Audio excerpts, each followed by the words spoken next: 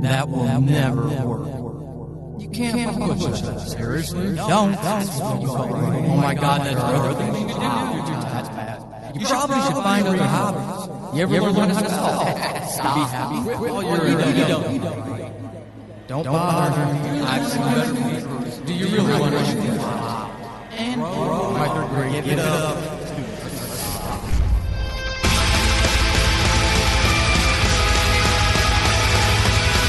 Welcome to Horrible Writing, the rawest, most candid, in-your-face writing show on the interwebs because none of us have time to suck.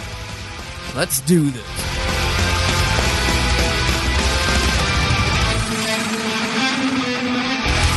I'm your host, Paul Sading, and we are continuing our author/writer interview series. This time around, I've got someone who is just, for someone I've never met, just a really positive spirit out there in the social sphere, and which I see the irony in the topic we're talking about today, because we're going to talk a little bit about that issue itself, communicating with other people, social anxiety, things like that. So this is going to be a very interesting, insightful interview. Who I have with me is poet Cheyenne Bramwell. Cheyenne, welcome to Horrible Writing, and thank you for joining me.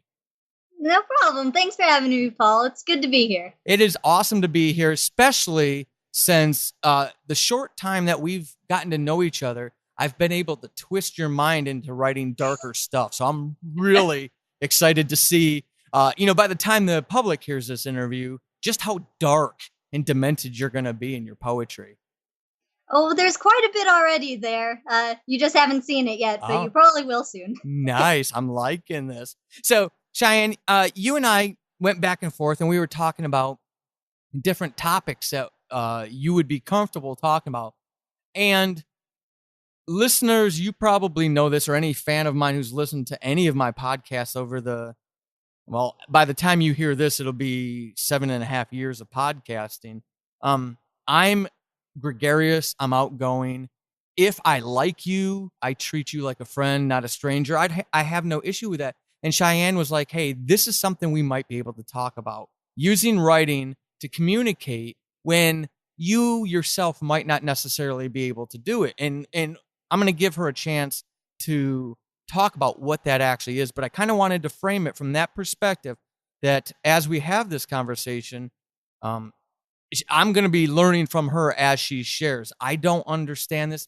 Not that it's a bad thing, and I will never imply that, but it's just not in the way I deal with the world. So even if you are an extrovert like me, even if you are comfortable in any social situation or setting, pay attention, pay heed. Empathy is a beautiful thing, and when we all lift each other up, we're just all that much richer for it. So Cheyenne, I really do appreciate you letting me really kind of get to pick your brain on this topic. No problem. It's definitely an interesting one. So let's talk about that then. You, with me in our emails, you shared about your struggle in our messages back and forth. You shared about your struggle with communicating. So can you kind of give the audience an idea about what that is for you so that we all kind of start on the same page? Yeah, sure. When you're growing up, and a lot of times when you're a kid, you're not afraid of anything, right? You're fearless. You'll say anything, do anything because you're a kid. Well, about middle school, I got hit with social anxiety and a pretty bad stutter, which hopefully won't come out too much in this, but we'll see. At the time, I couldn't talk to people very well at all. And I kind of turned into that kid in the class who would just be reading all the time and sometimes answer questions, but that was about it. And I had to work on being able to actually feel comfortable talking to people. And it's gotten a lot better since, and I'm happy about that. But it took a lot of work. And most of it happened when I started trying to focus my communication skills and try and build confidence in my own communication skills. because I felt like every time I said anything, it sounded stupid, you know, especially when I couldn't get a sentence out without stuttering. Well, Yeah, that's and the like you basics. said, that kind of developed not later in your life, but into your early school years, the stuttering, right? Mhm. Okay, so how was that? Because it wasn't something you dealt with from day one, and you talk about the working, and then just that self image stuff. How did it affect that self image, especially at that early of an age? Uh, I it words. Uh, so it made when I couldn't even form a sentence properly. It's like, what do I have to contribute here? Like, I can't. Everyone else has things that are better to say. You know, I can't even get anything out. So I'm just going to sit there and listen. And it because of that, it took me a while to have any amount of self confidence, Mhm. really, because that way of thinking, you think you're below everyone else, and everybody else has more value than you do, and your opinions are lesser valued. That was a big conflict with that. Well, and yeah, and at that age, where all of us are dealing with so much as it is, anyways. The whole self image thing is just an absolute nightmare at that age. Hmm. I can imagine it was exceptionally cool. Not I don't want to say cruel because I don't want to assign that to it. I want to let you be able to talk about that stuff, but it had to have been difficult. Yeah, definitely. And it the biggest part was just trying to move forward from that. What how well then how did you as a kid I kind of wanted to as you were answering that I was thinking about how I could shred this out into phases because I don't Mhm. know everybody who listens to the show. There may be adult stutterers, there may be parents listening to this who have a 5, 6, 7 year old, and they're going through this for the first time in their life. So when you Mhm. answer this, that's kind of where my mind goes. Take it where you feel most comfortable, or what you think is most helpful for listeners and the type of people who may be hearing this. But what did you find, especially in those earlier years, well before you got into writing and communicating through writing? What did you find was helpful to you? Um, Singing is a big thing, actually.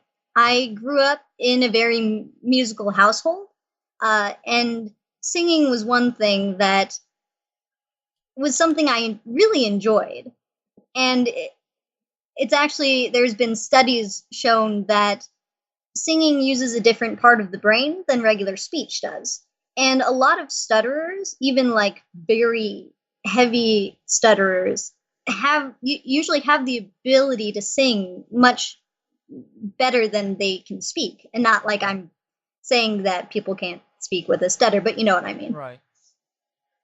Yeah. And that was a big thing. When I was younger, went to church, sang all the time there. I also joined choir in middle school and then in high school. And with the whole like social anxiety part of it, I I decided, I don't know when I decided this, but that every single time a solo opportunity would come up in choir, I would try out for it. Every single Oh wow. one. Okay. And that usually meant standing in front of the entire class and the choral director and singing this. And I can tell you that so much of what I did sounded terrible. Like I did them, even if it didn't fit my voice. But I went in front of the class and I tried my hardest as I stood there in front of the microphone, shaking Mhm. so hard. Um, but putting myself out there in those situations was just a slow build up to working on being able to be in front of people in any capacity, whether it be speaking or singing. Was that self-initiated, or did you have a support network who kind of encouraged you to get to? That's brave, as a kid getting up in front of folks. So I'm just trying to figure out how you did that, and maybe you know thinking of those kids who might not be able to do that, was it all you, or was it others who supported you that kind of encouraged you to do it? It was my idea initially, but then I told my mom, who is, grew up also in a very musical household, and is very confident of a person. I love her so much. She's always been very supportive, and she was one of the ones who just hooked onto it. Like, she would help me practice every single one I wanted to do, and whether or not it fit my voice or anything, she would spend hours with me trying to work on these so that I could have enough confidence to do it in front of the class. That is awesome.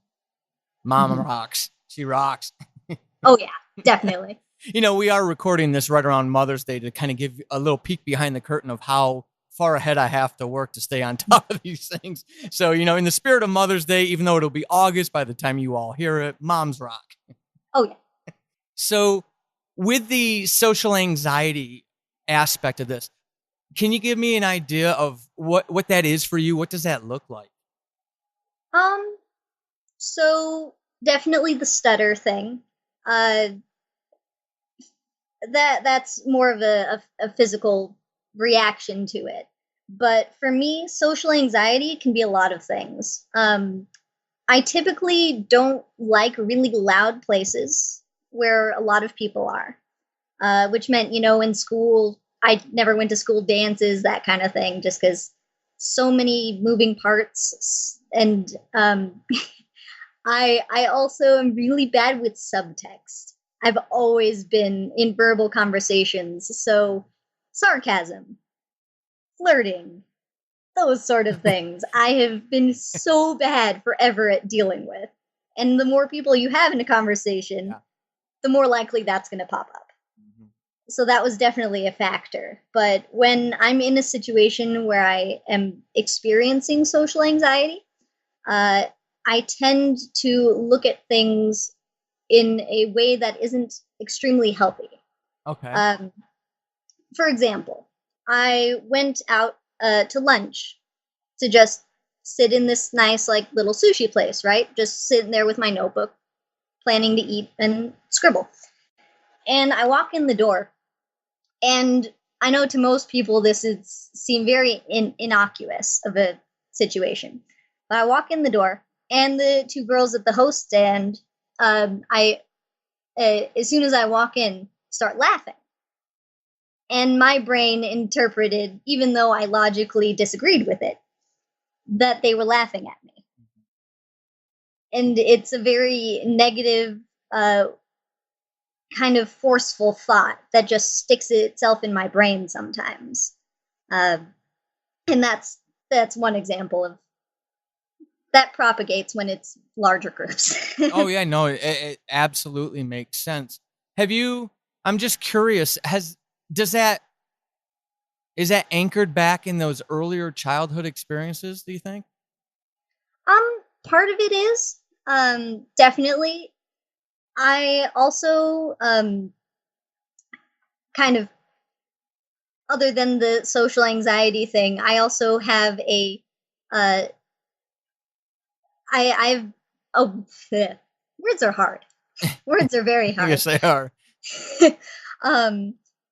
I grew up my father was abusive, and because of things like that, I also have post-traumatic stress disorder, which is definitely a lesser case than some other people, like people in war zones and that kind of thing. But there are some symptoms that cross over.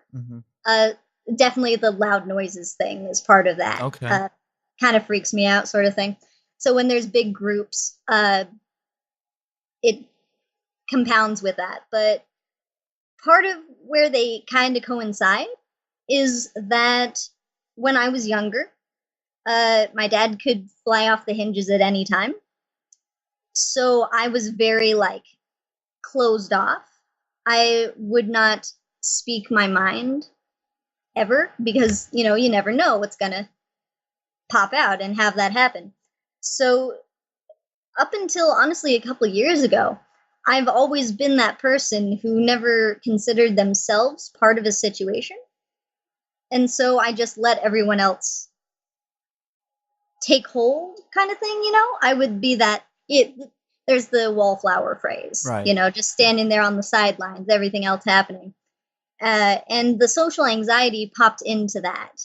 It kind of with that. Okay. Because, yeah.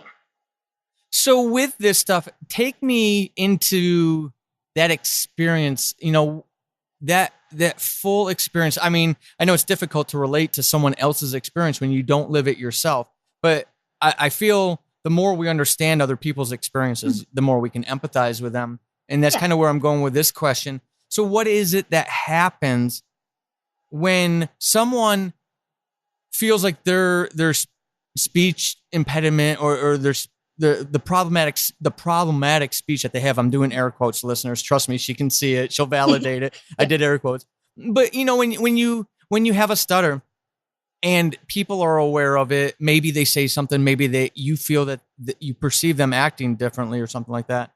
Mm-hmm. How does that how does it become problematic for them? Is it, as you were talking, it was almost like I could see like this cycle for you, where one thing would feed into the other, and it would just keep feeding back and forth, whether or not like the two greeters at the restaurant situation. So what is that whole thing like? Is it something you can recognize immediately? Is it something you don't recognize at all? Is it a spectrum, situational? It's situational. Okay. It helps if I have people around me that are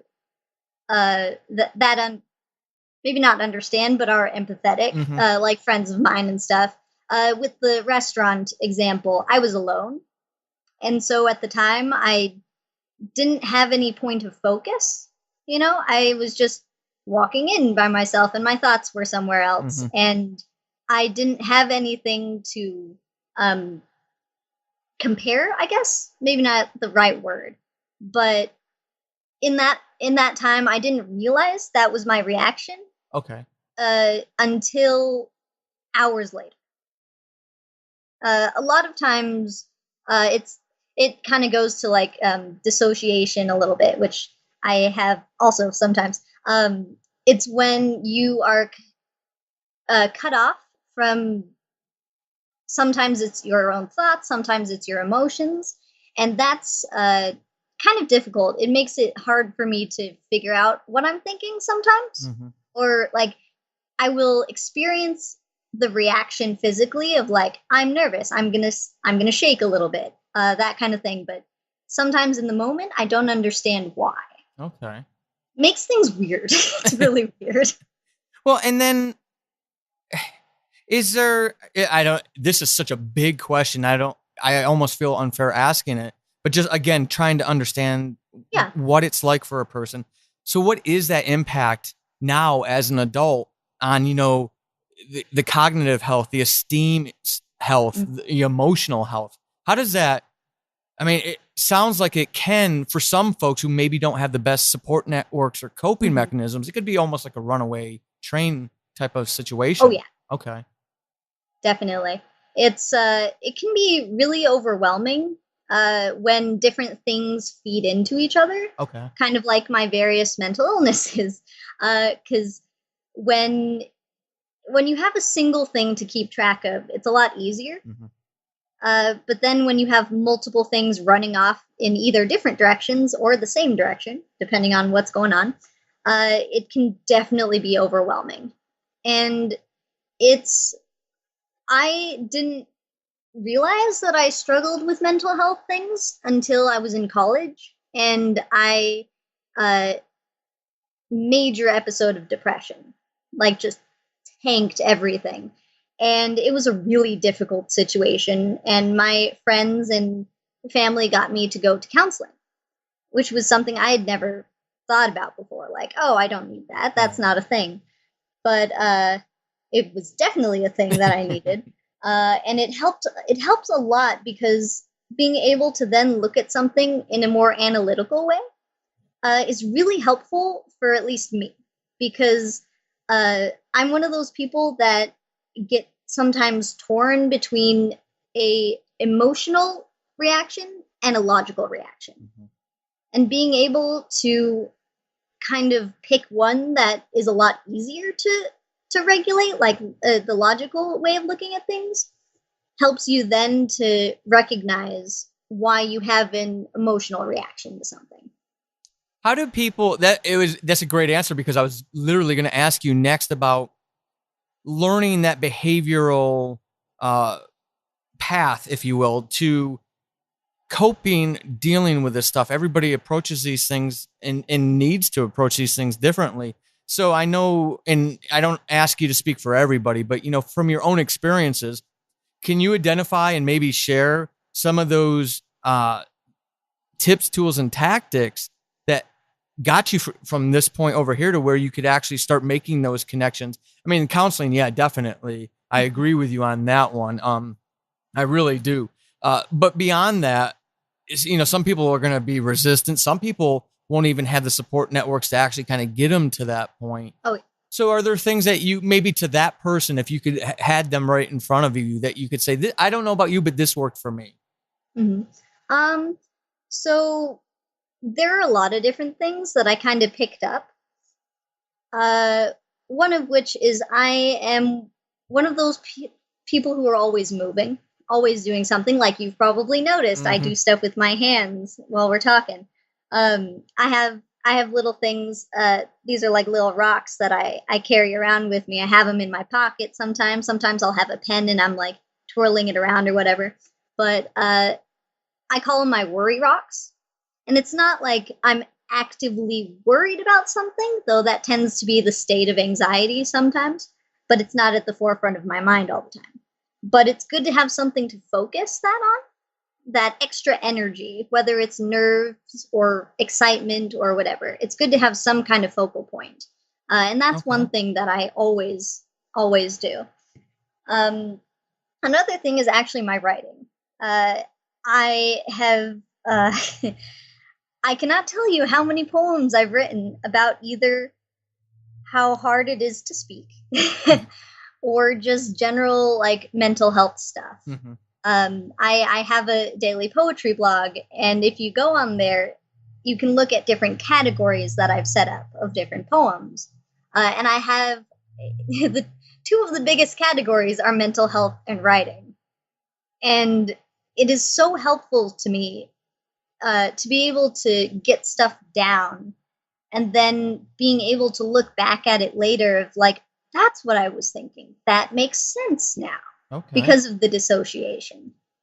That's a really neat tip, and I'm gonna ask you about that. I do want to get further into your writing. Before we get to that, I'm curious, because you're so engaged on social media, and you're involved with the creative community. I've come to learn that about you over the past couple months, and I'm very curious because I cannot speak to it myself personally. So I'm very curious what your thoughts are about popular media and the way they portray people with, speech impediments, and speech disfluency, things like that. And, so I guess it's like a two-part question then. Your opinion on how popular media does that portrayal. Is it helpful, hurtful? Is it, a little bit of both? And then how that affects you yourself as a creative who's putting your stuff out there into the world, but who is also living this stuff day in and day out. So there there are both good and poor examples in the media of different portrayals of people with varying levels of whether it be speech impediment or mental illness or any sort of disability. Mm-hmm. Um, and I think that things are improving on that point because of the way people are more open to speak about things, which is something that is getting better, and I appreciate that Yes. because when when I was in middle school and I had trouble saying anything, um, I felt like I said that I was lower than everybody else and that kind of thing.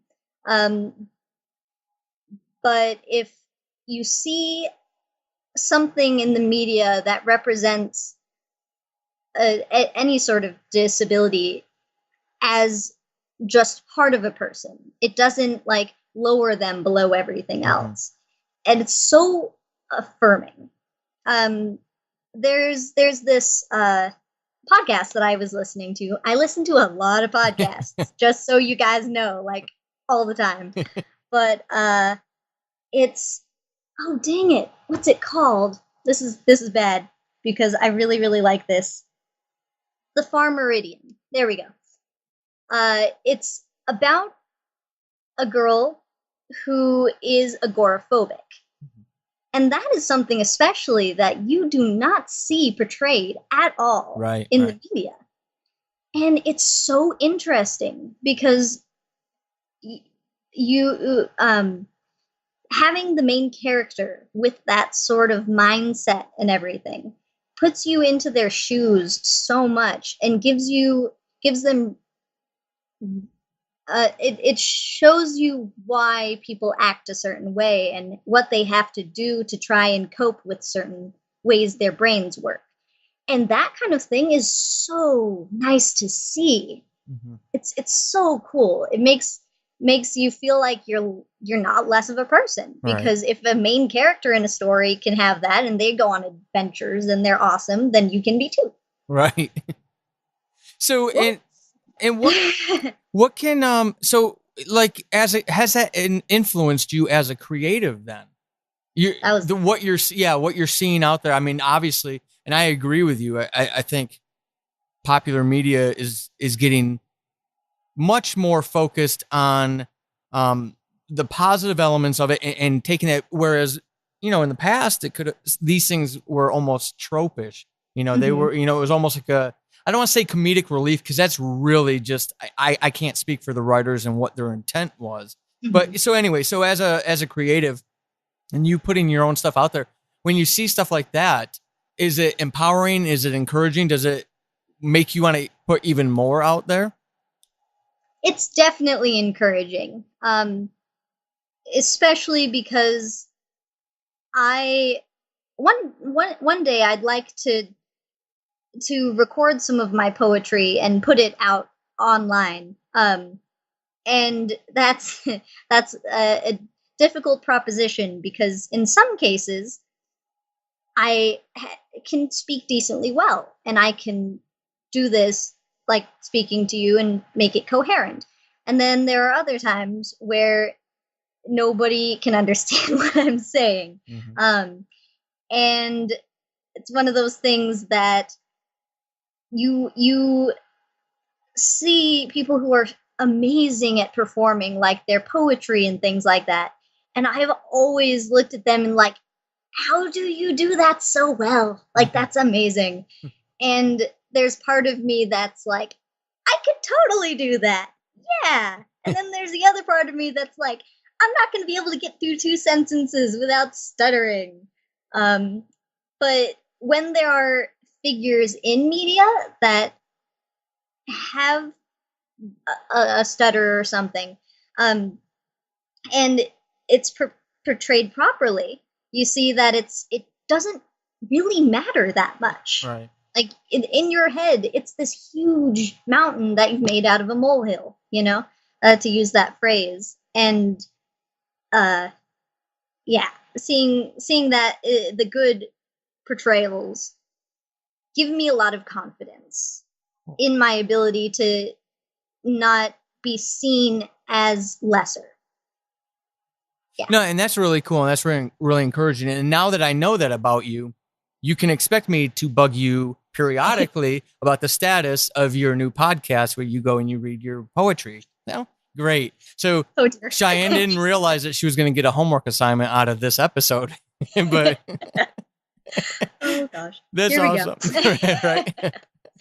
Okay, so let's get into the nitty gritty of what you've got out there in the world. You're writing. Cool.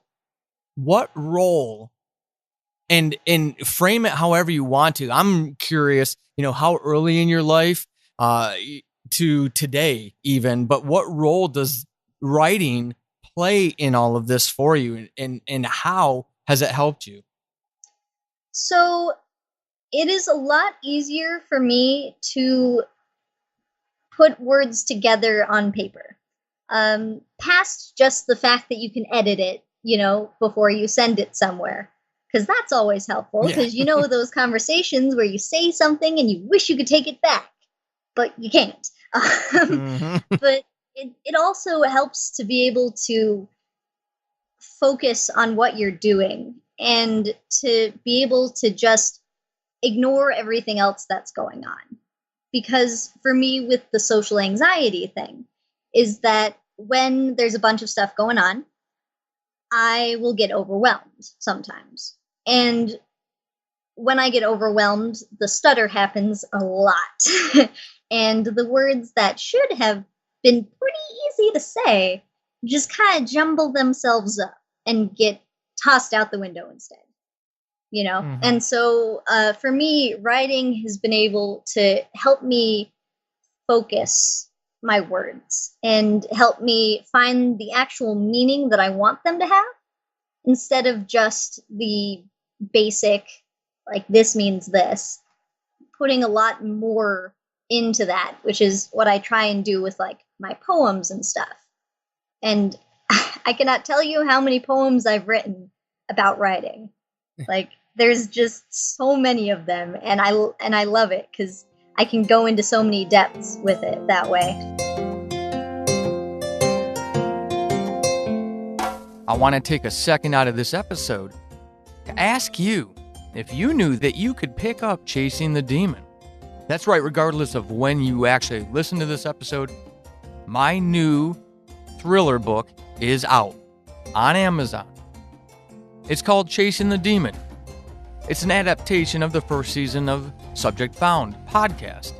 Join Jared Strong as he pursues a childhood demon across the Pacific Northwest, a failing marriage, a group of people who don't want him to be doing the work he's doing, and a creature that doesn't want to be found. With a new beginning, a new end, and a whole bunch of new story elements in the middle, this is a new story of Jared Strong. Head over to Amazon today. Pick up your copy of Chasing the Demon. So maybe even, here, let me just give you a question that I am curious about, and I hope for one of you listening, yourself or maybe a loved one that you have, maybe even a younger loved one that you have that might be helpful. So for you, when did this even start? When did you discover that this is actually helpful? It's hard to say exactly when. I did start writing in middle school. Maybe not seriously, but I would scribble little poems in my notebook or something. And in 6th grade, actually, I started my first novel. That's which awesome. I am still working on to this day, which is like 15 years. So you've doubled Sarah Werner's 8 years that she worked on a single novel for. Congratulations. Victory! Oh, gosh. Being compared to Sarah Werner is slightly terrifying. But we're going to have to quote that. She'll love that. Oh, dear. But I started that as just a character happened, and I started writing her story, right? And it helped me to be able to figure out how to portray more than just, wait a second, words. So I've always loved reading. I've always loved stories. Language in general, I've always loved, which is ironic because talking. But it has so many layers to it of what it can accomplish and how it can be not only an escape tool for someone, but also can teach them and to inspire them and that sort of thing. And that was just the beginning of me realizing that I could do that, that even if I didn't feel like I had the most self-confidence or anything, I could create this character that someone could learn from and that could help them develop it. Whether or not I myself had it, the characters did. And that's a whole different story. Yeah. Well, and I think that's really profound. And I actually had to make a note of that so I didn't forget. And I don't want that getting lost on you, the listener, when you hear what Cheyenne just said. So maybe if you've got a younger, especially a younger loved one going through this, she just said, going through the writing of that early novel, that it's very profound, Cheyenne, that you said that was the moment that I realized I could do that. I don't know, maybe it's just the ideologue in me that envisions a world where everybody feels like that at a point in their life, that, hey, I can do that. And, especially with the early message that you've been giving us through this episode was how people and the stuttering and whatnot sometimes made you feel lesser. To have that epiphany that, hey, I can do that. That's really powerful stuff. Yeah, it took a fair amount of time for that to consciously sink in for me. But that was where it started. The fact that my writing could be powerful and that my words could be powerful. If I took the time to craft them and get them into the way I wanted them to. Right. That is really cool. I absolutely love that. So, that's what I wanted to talk about, so we could get into more specifics about it. You mentioned writing about writing and whatnot. So in what ways have you addressed these elements of who you are as a person in your poetry? Well, I have some actual examples on my computer if you want to hear a couple of them. Yeah, or maybe just one. And yeah, I mean, share what you're comfortable with. Obviously, I don't want you to feel like you are, you have to share anything you don't want to. But I think it's, it's that powerful stuff that we, as the consumer, the listener of the art, that we extract from those things that you share. And now listeners will have an idea of your own story and what inspired these things. And, it could be very helpful and very profound for people. Well, thank you. I appreciate the confidence that you're giving me with that phrasing right there. Let's see. I have a couple up, and now this one I think I wrote a few years ago. It's titled "Why I Write." Why do I write? Well, on paper, my stutter isn't a problem. Through text, I can say anything, and if people don't like it, then it really doesn't matter. I don't have to worry about their reactions, just mine. I may be as proper as I see fit, but there ain't no rules against me shortening what I want neither. I can create worlds without gravity, or where people grow flowers instead of hair.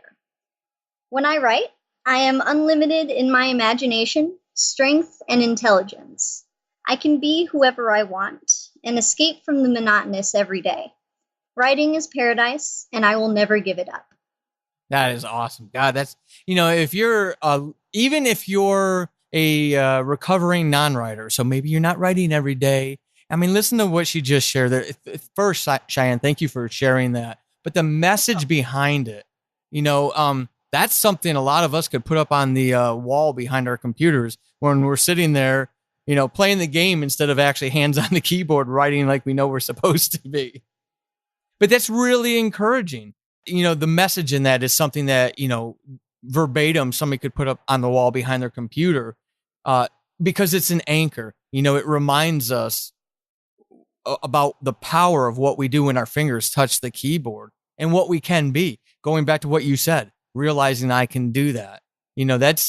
I love these kind of empowerment through candor, folks. Cheyenne's being real with you.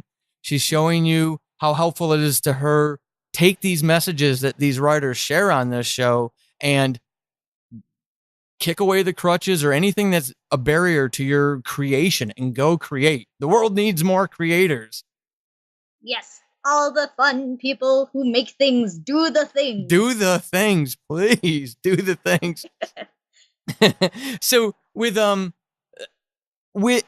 this, I'm trying to think about maybe also the non-writers and trying to offer them something from this as well.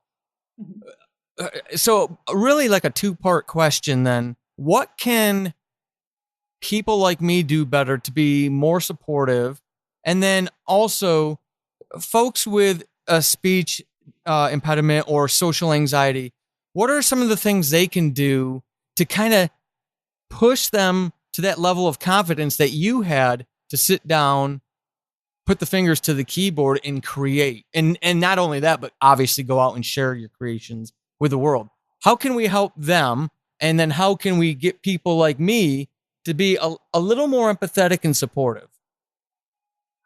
One thing that everyone can do is to make sure people have the resources they need, not only support system wise, but also the education that the fact that in school you learn basic English or whatever place you're living in, the language that is associated there with. Um, but a lot of people don't recognize that they can create something Mhm. other than just a you know a, an essay, right? People will look at the greats of literature and everything and be like, I couldn't do that. Like, that's completely out of my league. But it's not. I mean, there are different there are different styles to different time periods and all that jazz. But you can still make something that connects with people Mhm. in ways that is either just as much and sometimes more than those great writers. Right. And the one of the biggest things is a support system to if you know someone who is a writer or could be a writer, like they have these really cool ideas but they've never tried putting the pen to paper or anything. um Ask them, like, what do you think about this, that, like, and then listen to what they say, and like, that would be really cool if you wrote that down. Like, and you don't even have to make it a poem. You can make it just a paragraph on your keyboard. But having that there and then being able to be like, see, that was awesome. Right. You did a thing. Like that kind of just little helpful steps can do so much for someone's confidence. And obviously not forcing, because Right. there's that level of, if you force someone to do something, they won't like it. But there's a difference between forcing and encouraging. Mhm.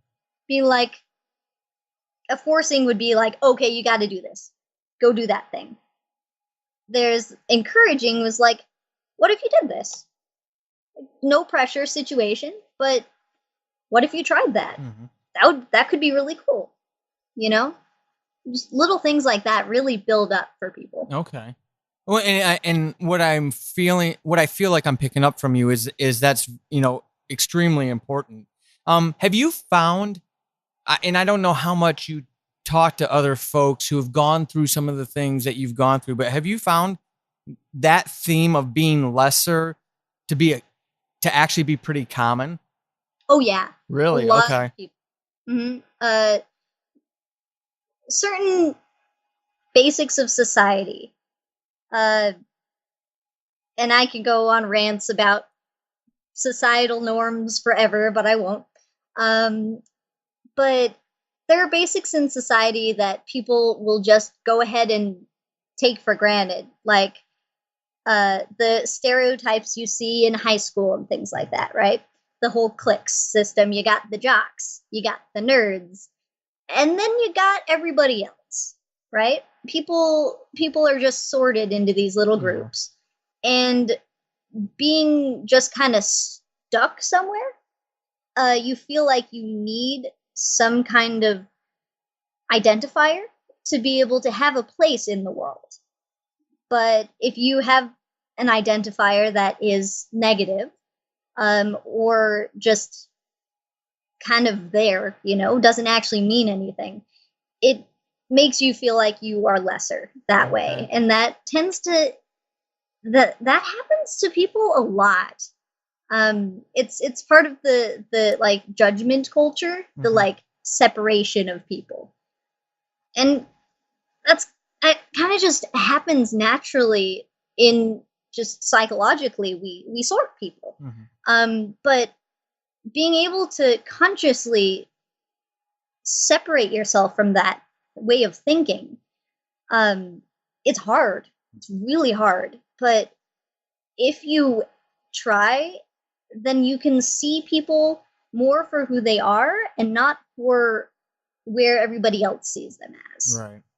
And where a lot of other people see people who have disabilities and speech impediments, that kind of thing, they think they're slow, they think they're broken in some way. Right. They're wrong, and it's so crushing. It really is, especially when you're young. Yeah. And that can just start there and spiral out of control. Well, and that's kind of really, why I wanted to get you on to talk about this.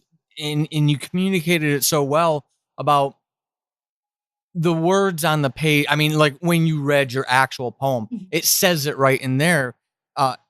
And I think, and I hear those words and I think about those kids maybe who are still building their coping techniques and their coping mechanisms in this kind of world that you just described, which is reality, and how cathartic writing can be for them. It's a safe place for them to be, for them to explore. And I really, I mean, I'm just like inspired to actually, reach out and make sure and share as much as I can with, this message that you're delivering to kids like that, so that they can find. I honestly don't know if writing is emphasized as much as it should be with like, if we're looking at this population of kids, with speech impediments early on. When in your early education years, was that something deliberately leveraged by teachers or influencers for you? Well, I went through the normal English classes and everything. And most of it was just general stuff, I know most of my classmates hated the days we were talking about poetry. Like that kind of thing is instilled for some people at a really young age, of just like, this stuff is boring. This doesn't it doesn't have a story. What does it even mean? And I saw that, but I looked at it in a different way. Instead of just seeing the words and just seeing the academic meaning, I looked and saw more emotional meaning. And it wasn't really pushed at all more than just the general academic sense. Until I believe it was high school. My high school offered a creative writing class my senior year. And I had been wanting one of these for ages, right? Because I saw these things that I wanted to do, but I didn't have the skills to do anything other than an essay.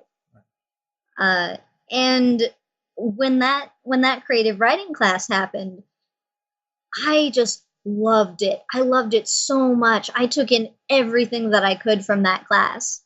And David White, if you're listening, epic teacher, I love you. You started this. Thank you. But I saw that not only for me, but everybody else in that class really just enjoyed it, because it was something different than just the academic way of, you're talking about this argument and you have to do this argument and blah, blah, blah. And there is so much more to writing than just arguing. There's so much expression. And I think that if that was introduced at a younger age, more people would be writers.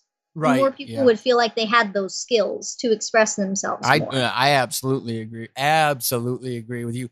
And that's why I thought that was such a neat tip, tool, and tactic to share. And you know what? Maybe we just don't worry about, formal education, and listeners hearing this, take it, go be the change that you want to see in the world kind of stuff. And in your neighborhoods and in your friendship circles, share this. Cause I think that's just a neat thing how I could really see how that would empower you and be so beneficial to you. And and I would hope there's a mechanism to reach, whoever it may be, an organization that could actually spread messages like that this is actually helpful for kids, to help them see. Cause I hate hearing that kids, back when you were in elementary school, feel lesser from that early of an age on. And I just remember how horrible kids were to other kids with stutters and things like that. They were absolutely, it was just, it's one of those things you look back as an adult and you still feel shame as an adult, even though you were like maybe 8 years old at the time, you still recognize that was pretty crappy, Yeah. So I love that. So listeners, please go share that message far and wide. Now, Cheyenne, I'm about to put you on the spot. As if you haven't shared so much good stuff with listeners, you haven't done quite enough for them because we haven't had a chance to share something horrible about your writing experience. So if you're a first-time listener, I do this with every single guest. It's one of my ways to say thank you to them for coming on and giving me their time, is by asking them about a horrible writing experience. Now, you may be wondering why I do that. That's such a cruel thing to do. Actually, it's not. I want them to share something. We'll process what they've shared. And I think we can all take away a growth moment, a positive outcome of what they went through. So in that spirit, Cheyenne, what is your horrible writing experience? So, I know most of what I've been talking about on here has been poetry. And lately, that has been my focal point, especially online, sharing and everything. But I also really enjoy fiction writing. And I haven't gotten the chance to, that novel I started in sixth grade. Still working on it. It will be published eventually. But I decided to pick something from the very first draft of that novel.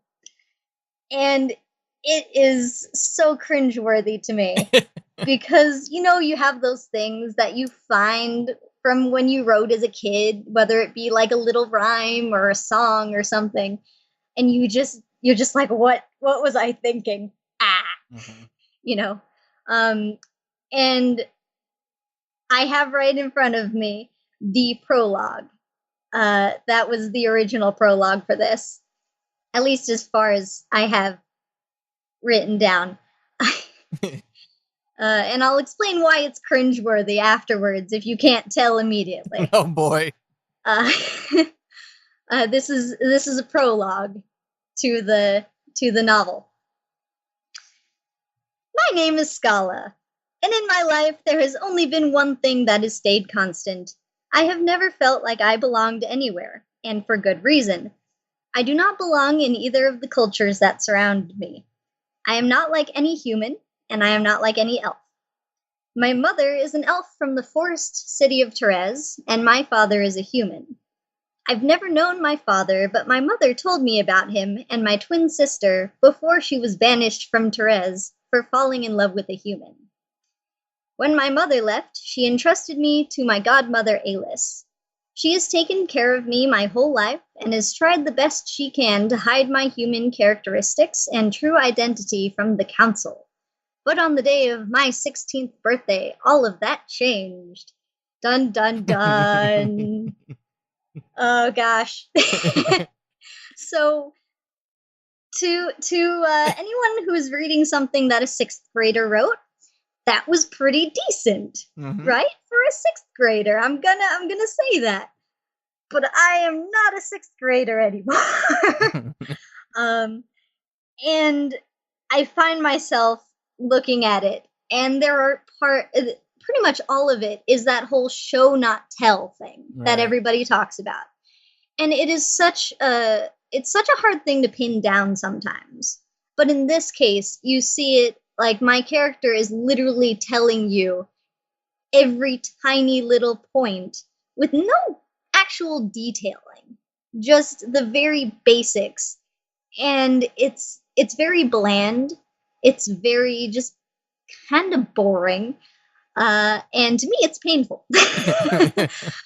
Um, but I have looked at this, and I one don't have a prologue anymore, which in my book's case, it didn't need it. But I know in other books' cases that could definitely be of assistance. It just wasn't for mine. Um, and let's see, what else was I going to say? Well, I've improved on it and learned from it by, well, one, rewriting the entire thing multiple times. That'll do it, yeah. Yay, rewrites.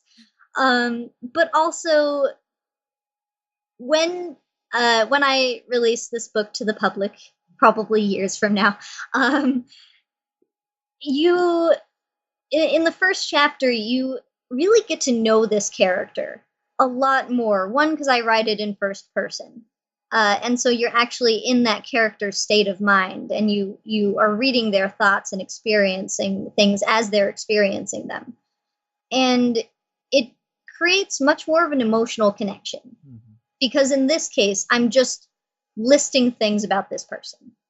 You don't really have any reason to care when you're reading this. It's just like, hi, this is me, this is that. You should still feel sorry for me because stuff. You know?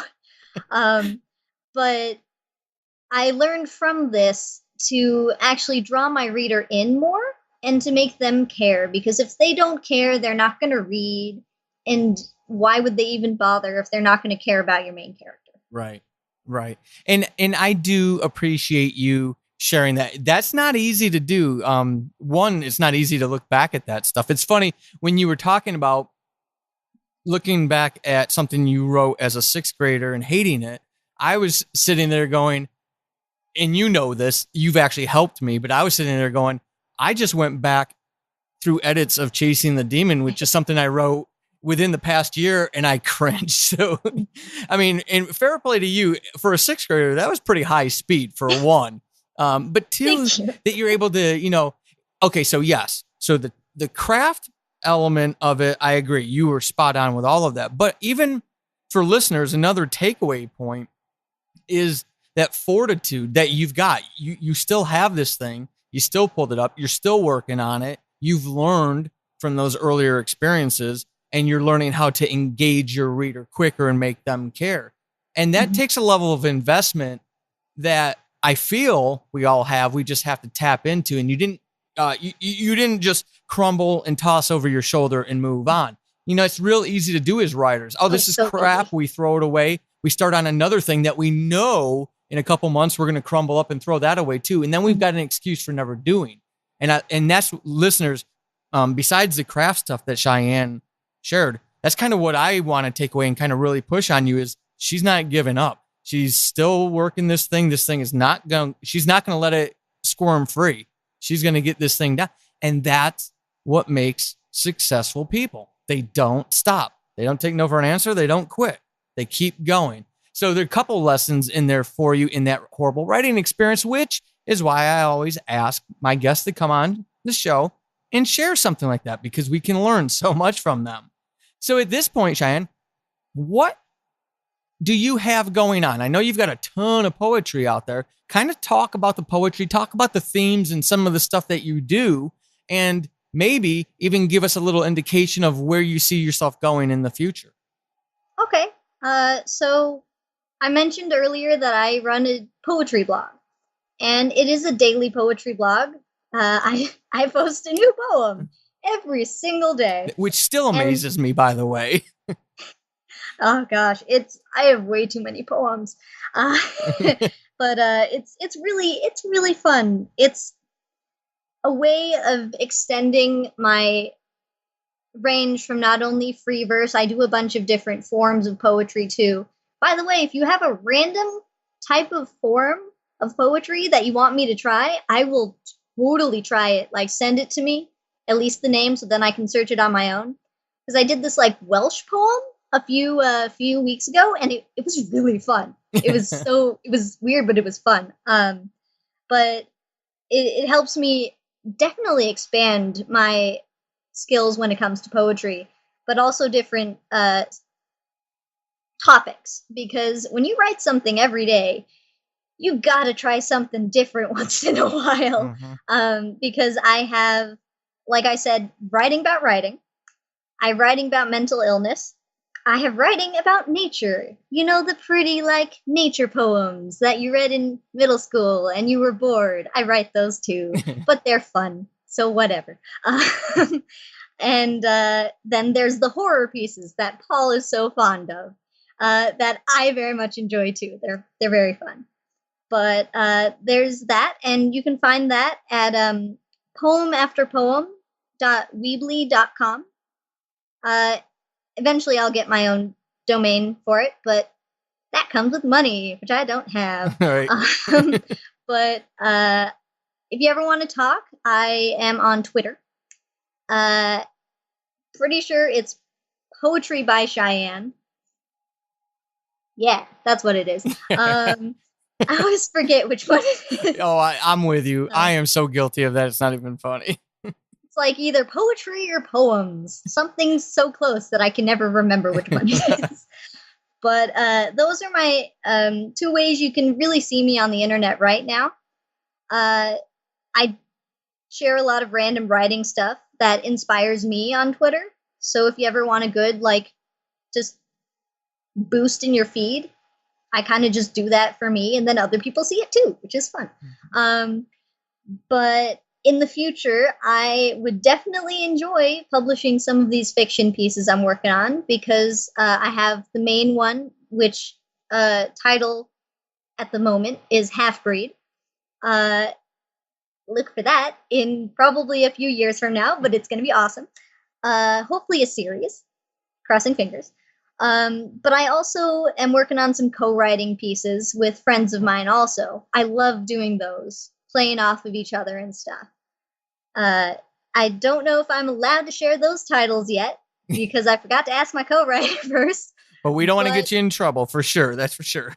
Exactly. But future fun things like supernatural, like urban fantasy things, very fun. Very I will cool. let you guys know when those happen. Very But cool.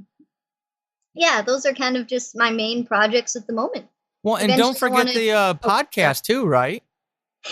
yeah, eventually, well, actually, I've been wanting to not only try recording my poetry, but I really want to get into audio drama, to be honest. It's a lot of fun. It really is. I'm a little Like, you biased, guys are but so fun though. Like your community and everything. I love you guys so much. it's a 'Cause it's a I really am a healthy it's a really healthy community. I mean, it's mhm. for you're always going to have outliers, right? But Oh yeah. besides that, yeah, it's a healthy, very collaborative community, very cooperative community. hmm But like I for a while now I've been wanting to get into the audio drama and stuff like that, and I really want to write one in the coming years. I Friends of mine have been wanting to voice characters Mhm. for me, and that will definitely happen. So keep an eye out for that, especially because maybe on one of them I will actually do some voice acting myself, because when it comes to loving language, I really, really enjoy accents. And I've been working on those for a while. Very cool. Specifically, my Scottish accent. I go in and out of it depending on the day, whatever I want at the time. So maybe one day you'll hear that on a podcast. We We'll need have to to see. re-record this entire episode, and you've got to speak in that accent. Uh, you know, you know, that uh, would be fun. Actually, I maybe an outtake. there we go. Uh, There we go. but those are my kind of related to this things, but I do a couple other things if you're interested in hearing about it, Paul. Well, yeah, Uh, yeah. so I the funny thing is I'm really the speaking thing is weird for me. Writing is how I communicate with words, but I'm also a performer. um, I yeah, I'm weird. I'm stuck between dichotomies constantly. But I actually I'm part of the leadership of a lightsaber choreography and dueling group in Phoenix, Arizona. So that's called Sabers of the Southern Flame. And find us on Facebook if you want to hang out. We do awesome stuff, and we're performing at Phoenix Comic Con, though I think that'll be after this is released. Yeah, but still, we do fun things. Still check them out if you're in the Phoenix area or if you pass through. Yeah. But see, that's kind of neat. That kind of really wraps up everything that you've been talking about, but also the potential, right? I can do that. I think I'm going to totally rename this episode. We'll see. But you know what I mean? That, going back to the social anxiety aspect of this, that you're able to get out there and do that stuff and even lead these things. It's not like you're kind of tucked away. You're right out there performing, all the eyeballs in the world on you. And on a good note, I now know who I can go to when I need my combat skills scenes proofread to make sure they're accurate. No, I love doing that. That's my favorite thing in my fantasy novel. I love I have a lot of weapons laying around the house because I'm a martial artist and my roommates are martial artists. So we have some fun things. And I love when I'm doing an action sequence, I'll pull out one of my swords and I'll actually walk through the action sequence because I know how it would feel in real life. Mm-hmm. And so I can make it realistic on the paper, and I love that. Right. It's so much fun. Oh, and it's incredibly important. So, and like you did today. So, listeners, you've got her contact information, but I will make sure that I go ahead and put it in the show notes. I'll also link her page, Cheyenne's page, so you can actually go and try to keep up with her poetry. I dare you to try because she puts out a ton of stuff. She really does. And she's really kind, because she does a warm handoff with her horror poems because she knows I think she's trying to brainwash me into getting into poetry, but it's working because I like the dark stuff. The dark stuff is really cool. Yes. It really is. And I shared with her before we recorded, and actually even in earlier conversations, that my writing group, we don't necessarily have dark poetry when we do have poetry. So it's cool to see the potential of poetry for me. So check the show notes for ways to contact her. Definitely go check out her writing and go follow her over on social media, specifically on Twitter. She's just very active, very supportive, and just a great member of the community out there.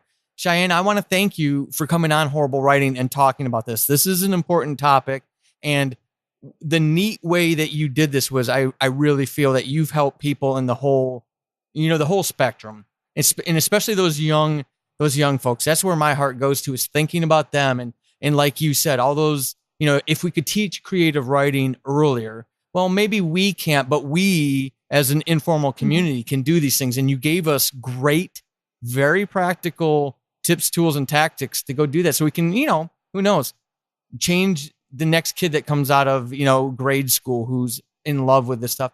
And if nothing else, they found a safe space where they can explore their imagination without fear of any of the negative garbage that's out there in that world. So I want to thank you for that, and thank you for your time. This has been Horrible Writing, and hopefully after this episode, you suck less than you did at the beginning. I am Paul Sadin, your host extraordinaire. You can find me over on the Twitterverse @WritingHorrible and over at paulsadin.com/horrible-writing. Until next time, suck less.